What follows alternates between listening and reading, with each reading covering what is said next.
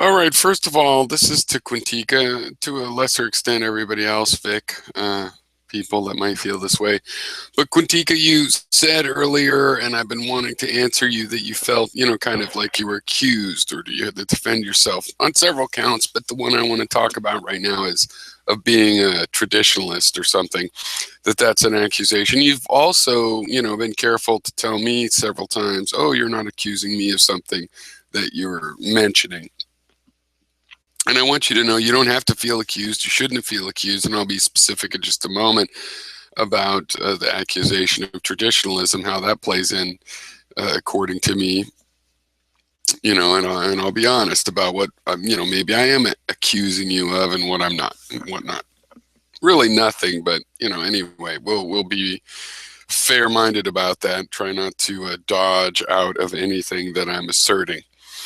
All right. But before that, I just want to say in general, here's how it works according to me.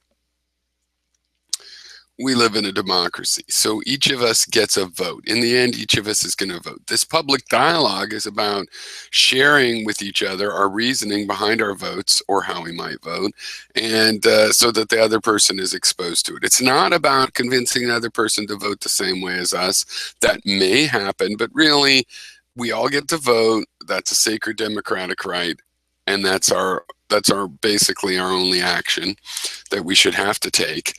And then some of us in this culture, you and me, for example, like to have a public dialogue about our thinking behind, when we do vote. It's not like saying how you vote and defending it. I'm just saying you say you're thinking, and one leads to the other. You don't have to commit to anything, but uh, that's the basic deal. So I'm not trying to force you into changing your mind or scare you into. Sometimes the things we say to each other might seem like that. So now on traditionalism. Well, basically my point has been that none of you guys that have come into the hangout are traditionalists. None of you seem like you'd be comfortable 100 years ago or even 50 years ago or even 30 or 20 years ago when we were around. I don't think we were as comfortable as now, and to even be even more specific and perhaps reveal bias, to me, Quintica, you seem like you're maybe half a jazz.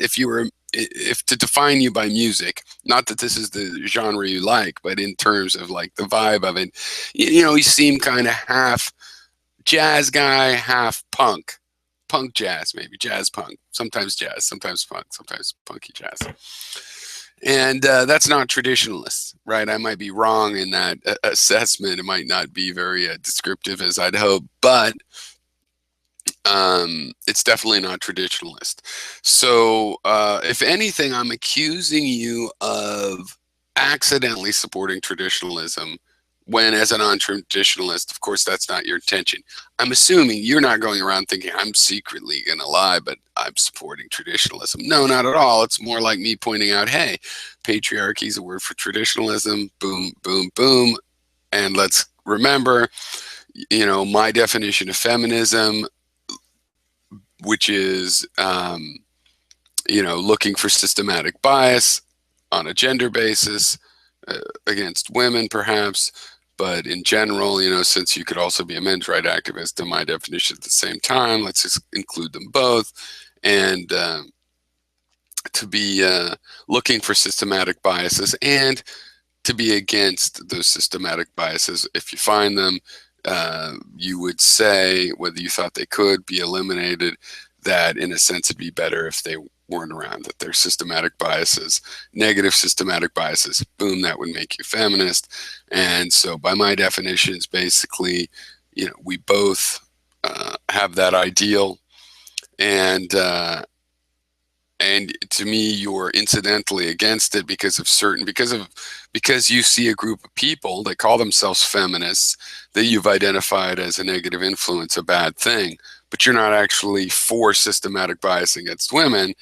Thus, you're against it. Thus, you're a feminist by my definition, and your anti-feminism is really against a particular demographic at a contemporary frame of time, something that's very focused, and you're welcome to that. And it just doesn't mean that feminism really is that thing. I stick with my definition of it. And so I say that you, because these people, it's like if some sanctimonious 20-year-olds were bugging me and I fought them, but I mistook my fight with them to be against the ideologies that those sanctimonious 20-somethings claim to believe in, right? So, and I would mistake the ideology they claim to have with them, and in my fight with them, I would misconstrue that as a fight against uh, uh, even the well-defined version of something that would be called a similar ideology, or at least an ideology with the same name. Now, I myself am against dogma and dogmatic approaches to anything. I consider myself, firstly, an ally to the anti-dogmatists, and then secondly, an ally uh, to particular policies.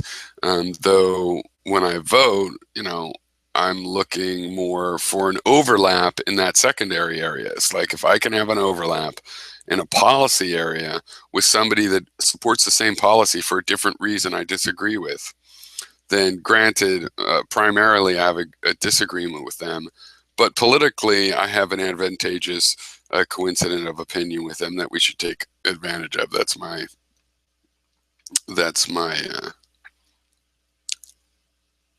view. Now, the other thing I wanted to talk about is I've been watching this Oregon standoff because I found out after they killed Lavoy Finicum that and arrested Eamon Bundy that they'd had a live feed on and off through the whole thing. So I've been watching this last 4 people up there, and it is astounding. Hopefully I'll remember to put the link to their live video channel down there, but they don't want to give up unless the one guy, there's 4 of them left, they'll let 3 of them go, but one of them has a warrant already, and it's the guy that you might have seen when from a video they put out where he was like, "Come on down here, patriots, and fight for your country, and if they try to stop you, kill them." Well, since then, he's been dancing with his wife and saying, "I just want out. I want the deal where we don't become a felon. I was just feeling like we were all going to get killed that day. Oops."